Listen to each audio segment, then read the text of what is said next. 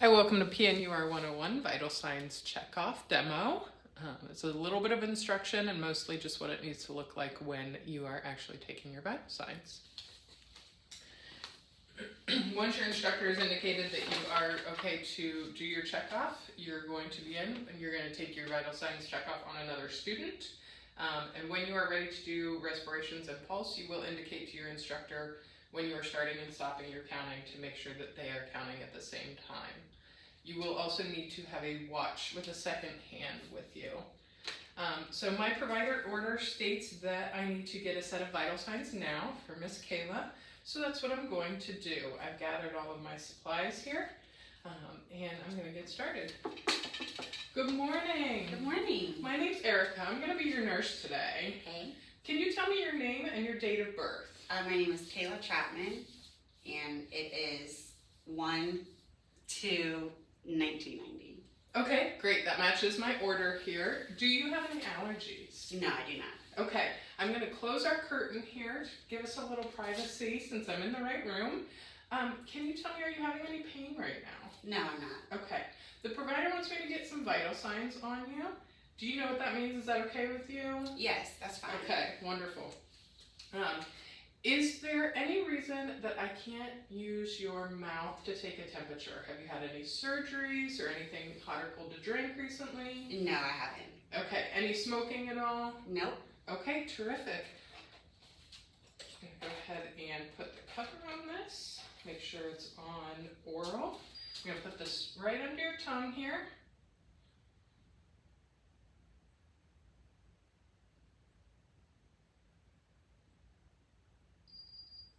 Okay, 36.5, which is 97.7.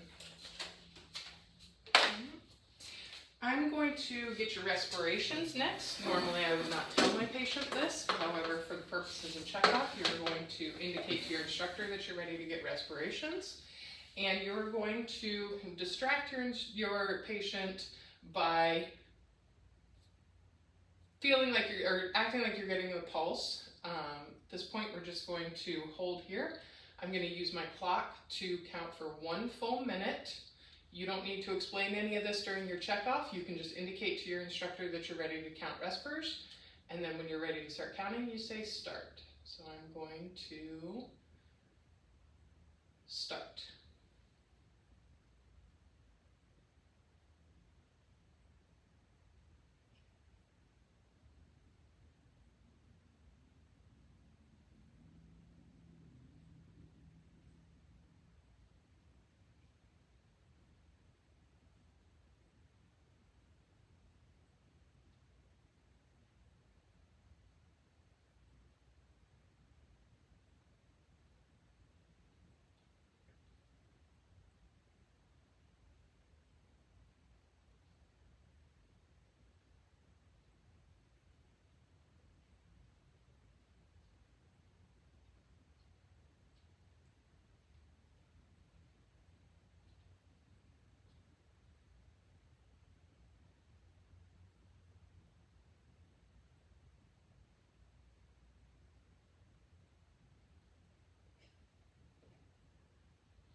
Okay, I got 20 respers, stop. And now I'm going to go straight into counting pulse. I'm going to let my instructor know that I'm going to count pulse. I'm going to make sure my patient's sitting nice and still and relaxed. I'm going to find the best location, take my time. Again, you don't need to verbalize necessarily exactly what you're doing. You just need to demonstrate to your instructor what you're doing. Feel free to move the furniture, move yourself, move your patient, ask your patient to move to get the best pulse. And then once you find your best location, you're going to, again, indicate you're starting by saying start. Start.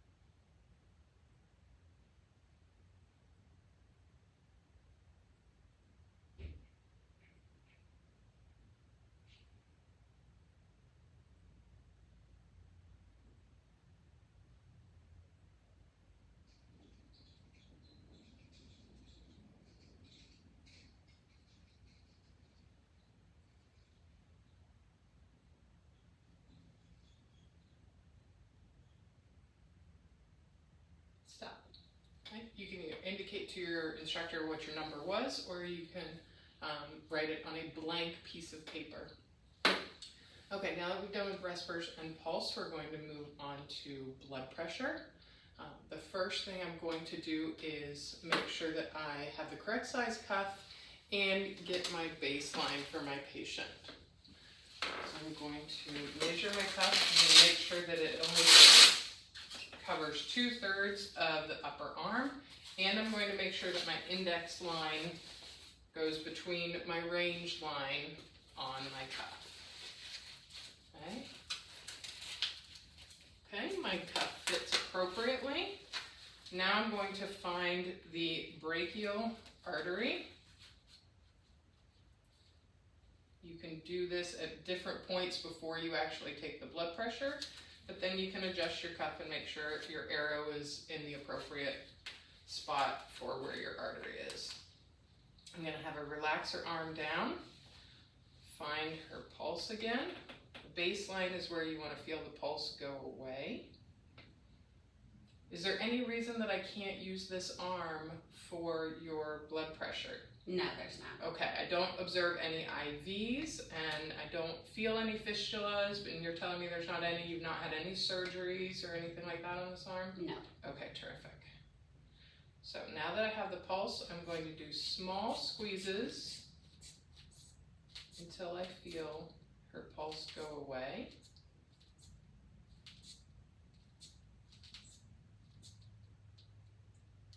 Okay, right about 110. I'm going to let her arm go. Okay, so my baseline I'm going to put at 110, which means when I inflate it to take her actual blood pressure, I'm going to increase it by 30 points, 30 millimeters of mercury. Which means I'm going to inflate it to 140 when I'm actually ready to take her blood pressure. I'm going to let her arm rest for a second so I get an accurate blood pressure. I observed before I did that her feet were uncrossed and that she was in a comfortable position as well to ensure accuracy of our number.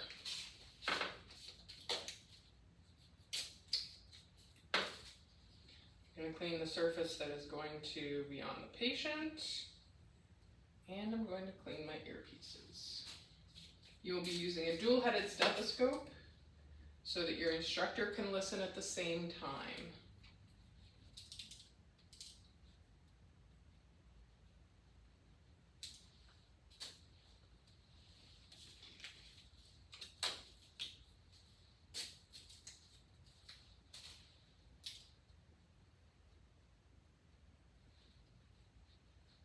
Cleaning that stethoscope also gave her arm time to rest, so now we'll get an accurate number. I'm going to re-verify where I felt brachial pulse. Make sure I'm happy with my cuff position. And I'm now going to apply the diaphragm directly to where I felt the pulse so that I can have the best sounds when I go to listen for my Karakoff sounds. Get myself organized here.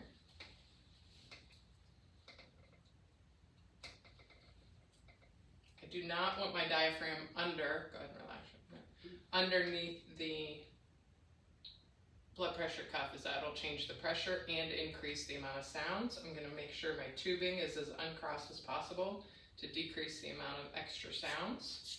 And I'm going to inflate to my 140.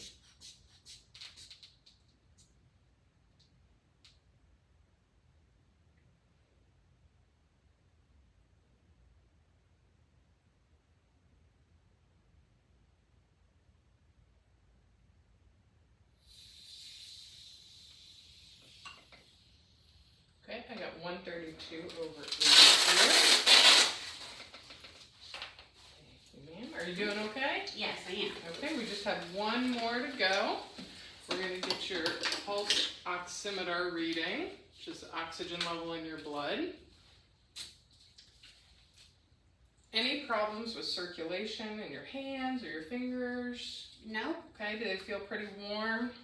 Might be a little cold. A little on the cooler side. We'll try to warm them up a little bit so we get an accurate reading. And I'm going to check your capillary refill, make sure you've got good blood flow.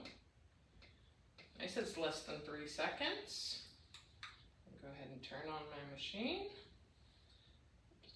Place that right on there. Just go ahead and rest your hand down.